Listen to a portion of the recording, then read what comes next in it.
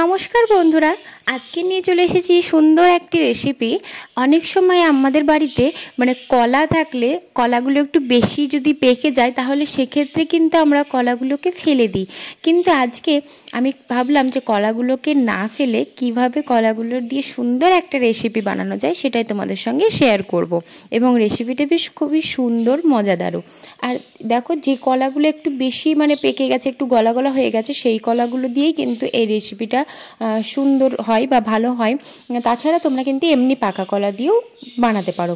তা আমি যে কলাগুলো ইউজ করছি, এখানে ব্যবহার করছি, সেগুলো দেখো সবগুলো যে বেশি পেকে গেছে এরকমটা নয়। যে কলাগুলো বেশি পেকে গেছে সেরকমও আছে, আর তাছাড়া এমনি পাকা কলাও কিন্তু রয়েছে। তো আমি এর মধ্যে 5টা-6টা কলা নিয়ে নিলাম, তার সঙ্গে নিয়ে নিয়েছি চিনি। ঠিক আছে, তোমরা যেরকম মিষ্টি পছন্দ করো সেই অনুযায়ী চিনিটা ব্যবহার করবে। তার মধ্যে দিয়ে দিচ্ছি 2 চামচ থেকে 3 চামচ পরিমাণ ময়দা। ঠিক আছে, আমি যেহেতু ছোট চামচে ব্যবহার করছি তার জন্য কিন্তু আমি 4 চামচ অল্প অল্প করে আর কি দিলাম। তোমরা যদি বড় চামচ ব্যবহার করছো সেক্ষেত্রে কিন্তু 3 চামচ পরিমাণ দিলেই হয়ে যাবে। তারপরে আমি এর মধ্যে দিয়ে দিলাম মৌরি, আন্দাজ মতোই দিয়েছি। যদি চামচে আন্দাজ করতে যায় তাহলে 2 চামচ পরিমাণ মৌরি হবে। মৌরির স্বাদটা বেশ খুব সুন্দর থাকে, যার জন্য মৌরিটা আমি একটু বেশি দিই, বেশ পছন্দও করি সেই জন্য। তারপরে দেখো, আমি ভালো করে ময়দা, কলা এবং চিনি যা কিছু দিয়েছিলাম সব কিছু একসঙ্গে ভালো করে মাখিয়ে নিচ্ছি। এবং ভালো করে এখানে মাখানোর সময় ভালো করে ফেটিয়ে নিতে হবে, যাতে করে কি হয় বলো তো, যে খুব সুন্দরভাবে সফট হয়ে যায় জিনিসটা। ঠিক আছে, নইলে কিন্তু ময়দা দেওয়া আছে তো সেই শক্ত শক্ত লাগবে খেতে, সেটা যেন না হয়। তা আমি দেখো ভালো করে এবার এটাকে মাখিয়ে নিচ্ছি। দেখো, আমি যেভাবে ফেটিয়ে নিচ্ছি সেইভাবেই কিন্তু ফেটিয়ে নিতে হবে। এইভাবে ফেটিয়ে নিলে কি হবে, যে ভালো করে মিক্সচারটা কিন্তু খুব সুন্দরভাবে মিশেও যাবে, আর তার সঙ্গে ময়দা যেহেতু রয়েছে না, সেটা কিন্তু খুব সুন্দর নরম হয়ে যাবে। তা আমি যেটা বানাচ্ছি কলার মিষ্টি বড়া, বা হচ্ছে বলতে পারো ব্যানানা সুইট পকোড়া। তো দেখো, এই যে কলাগুলো তো আমরা বেশি একটু পেকে গেলে বাড়ির কেউ খেতেও চাই না, বা হয়তো ফেলেই দিই আমরা, সেক্ষেত্রে কিন্তু এই রেসিপিটা খুবই সুন্দর।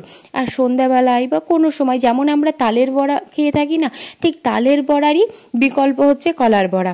ঠিক আছে, একই রকম ধরনের, একই সব হয়। ওখানে তাল ইউজ করা হয় আর এখানে শুধুমাত্র কলা ব্যবহার করছি, কারণ তাল তো সারা বছর পাওয়া যায় না, কিন্তু কলাটা কিন্তু সারা বছরই আমরা পেয়ে থাকি। সেই জন্য তালের পরিবর্তে আমরা কিন্তু এই কলা দিয়েও কিন্তু বড়া বানিয়ে নিতে পারি, যেটাও কিন্তু খুবই সুন্দর টেস্ট হয়, খুবই সুন্দর খেতে হয়, আর স্বাস্থ্যের পক্ষে তো ভালোই। ঠিক আছে, তারপরে এবার দেখো, আমি ওভেনে কড়াই বসিয়ে দিয়েছিলাম, আর তারপরে আমি একটু বেশি পরিমাণে তেল দিয়ে দিয়েছি। আর তেলের মধ্যে এবার একে একে যেভাবে আমরা তালের বড়া ভেজে থাকি সেইভাবেই কিন্তু কলার বড়াগুলোকেও একে একে তেলের মধ্যে ছেড়ে দিচ্ছি বা ভেজে নিচ্ছি ভালো করে। ঠিক আছে, এবার এইভাবেই আমি যতগুলো আঁটবে তেলে মোটামুটি দেওয়া যাবে সেই মতন আমি দিয়ে দিচ্ছি। একবারে না হলে 2বারে ভেজে নেব।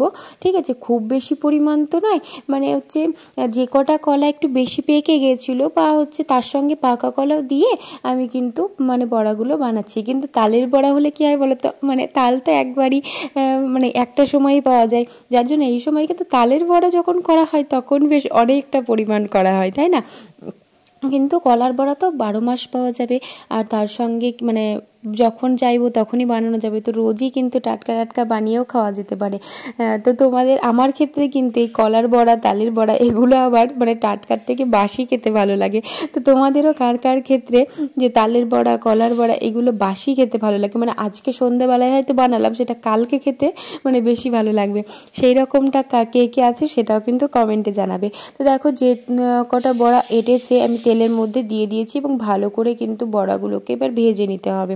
ঠিক আছে, তার জন্য যেহেতু সেই ডিপ ফ্রাই হবে, যার জন্য তেলটা কিন্তু একটু বেশি পরিমাণেই দিয়ে দেবে একবারে কড়াইতে, সেক্ষেত্রে সুবিধা হবে, বড়াগুলো ভাজতেও সুবিধা হবে, বড়াগুলো ভাজাও সুন্দর যাবে।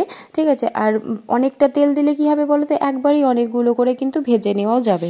তারপরে দেখো, এই যে বড়াগুলো দেখো সব যখন ভাজা হয়ে গেছে একদিক না, তখন দেখো সব উঠে গেছে, তেলের ওপরে ভেসে উঠেছে। যদি সফট হয়, যে আমরা যখন কলা ময়দা সব একসঙ্গে মাখাচ্ছিলাম না, তখন যদি মিক্সচারটা যদি সফট হয়ে থাকে, ভালো করে যদি ফেটানো হয়ে থাকে না, যখন আমরা বড়াগুলোকে ভাজবো তখন বড়াগুলো ভাজা হলে কিন্তু মানে তেলের ওপর উঠে আসবে। তো দেখো এখানে যে সবগুলোই কিন্তু বেশ তেলের মধ্যে ভেসে ভেসে উঠছে। আর এবার আমি কিন্তু উল্টে পাল্টে বড়াগুলোকে ভেজে নিচ্ছি। আর এইভাবে কিন্তু আমি এখন মিডিয়াম ফ্লেমে রেখে দিয়েছি, একেবারে হাই ফ্লেমে রাখিনি, কারণ হাই ফ্লেমে রাখলে শুধুমাত্র হয়তো বাইরেটাই ভাজা যাবে, খুব তাড়াতাড়ি লাল হয়ে যাবে বাইরেটা, আর ভেতরটা কিন্তু সে কাঁচা কাঁচা ধরনেরই থেকে যাবে। সেই জন্য আমি বাইরেটাকে আর মানে বেশি মানে ভাজার তো কোনো প্রয়োজন নেই, ঠিক আছে, তার জন্য কিন্তু আমি গ্যাসের ফ্লেমটা মিডিয়াম ফ্লেমে রেখেছি। এক্ষেত্রে কি হবে যে বাইরে এবং ভেতরটা পুরোটাই কিন্তু সবটাই সুন্দরভাবে ভাজা হবে, আর বেশ ভেতরটা ভাজা যাবে, তবে তো ময়দার মানে যে কাঁচা কাঁচা ভাব সেটা থাকবে না, তবে খেতেও সুন্দর হবে। তো এবার কিন্তু দেখো বড়াগুলোকে সব ভালো করে ভেজে নিচ্ছি এখন। আর আমি মিডিয়াম ফ্লেমে যেহেতু রেখেছি, একটু ধৈর্য ধরে সময় নিয়ে ভাজতে হবে। চলো, তো সব বড়াগুলো ভেজে নিয়ে এভাবে এবার বড়াগুলো ভাজা হয়ে গেলেই তুলে নেব।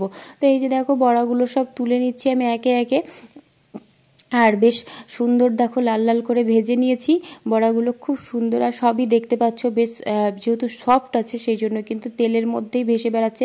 তো বাকি যে কটা ছিল একইভাবে ভেজে নিয়ে আমি চলে আসব, ঠিক আছে। এই দেখো একবারে এই কটা বড়া ভেজেছি, আবার আরেকবারও ভেজে নিয়ে চলে আসছি।